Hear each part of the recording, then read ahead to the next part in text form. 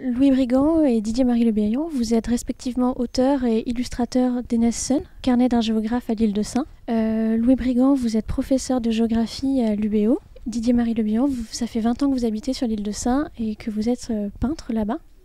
Vous venez aujourd'hui nous présenter votre livre qui retrace, dessine, décrit l'atmosphère de l'île de Sein, son ambiance et les questions aussi autour de l'île. Qu'est-ce qui vous a donné envie d'écrire ce livre et comment êtes-vous liés tous les deux à l'île? Le livre, il est lié en fait au fait que depuis 4 années, j'y viens régulièrement et que je travaille sur les îles. Et je trouvais l'exercice intéressant. Je trouvais qu'il y avait une forme d'écriture qui était intéressante à imaginer. Louis m'avait demandé si je pouvais l'illustrer. Habitant à l'année là-bas, j'avais un œil peut-être qui était différent de quelqu'un qui n'y vivait pas.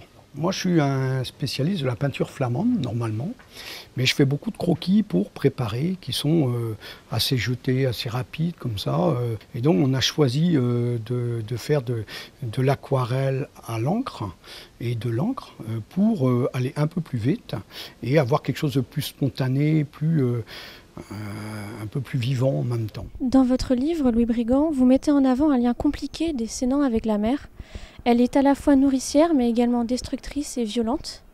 Quel est le rapport des Sénans à la mer? Le lien des Sénans à la mer, il est très fort, il est très ancien et profond, parce que l'île, de par sa structure géographique, son relief, est intimement lié à la mer. Et puis aussi par le fait que les hommes ont toujours été pêcheurs, ont toujours travaillé sur des bateaux de commerce, ou même dans la marine nationale, mais toujours avec un lien fort avec le bateau et la mer. Donc du coup, le lien s'est fait assez naturellement. Quand on a un territoire qui fait 1 000 m², on ne peut pas imaginer ne pas avoir un lien avec la mer. En revanche, ce qui est plus étonnant, c'est que ce lien avec la mer, il s'est progressivement distendu. Et aujourd'hui, on peut s'interroger sur le lien qui existe encore avec la mer. Pouvez-vous nous rappeler l'épisode de 1940 qui fait de Sein la commune française la plus décorée au titre de la Seconde Guerre mondiale? Ouais, c'est vraiment la chose la plus connue de l'île, hein. C'est effectivement à l'appel du général de Gaulle. Les premiers qui sont allés le rejoindre à Londres, c'était les Sénans. Voilà. Et du coup, évidemment, ce fait historique a marqué profondément l'île et la marque toujours. Hein. C'est-à-dire que commune de 220 habitants, rencontre le président de la République au moins 1 fois par an. C'est pas rien. En premier lieu, quand on imagine la vie sur une île, on a en tête de beaux paysages, mais également une grande part de solitude. Est-ce que vivre à l'île de Sein est une existence solitaire ou pas du tout?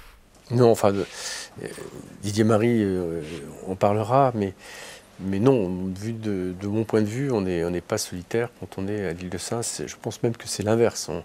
On n'est pas nombreux, mais les relations entre les gens sont très fortes, très présentes et constantes. Donc on n'est pas du tout dans une situation de solitude, on est plutôt dans une situation au contraire, on est proches les uns des autres, dans une communauté solidaire et attaché à ces liens. Parce que ce qui fait la vie de l'île, c'est justement cette relation entre les gens.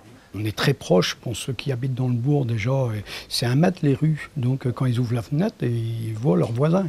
Hein, quand il y a une scène de ménage, tout le monde le sait. Bon, il n'y en a pas souvent, donc ça va, mais voilà, c'est un lien très proche. Souvent même on dit, par exemple quand le bateau ne vient pas, à l'île de Sein, on dit ah tiens, le continent est isolé. C'est pas nous qui sommes isolés, c'est le continent. Voilà, c'est un rapport parce qu'on est vraiment à proximité.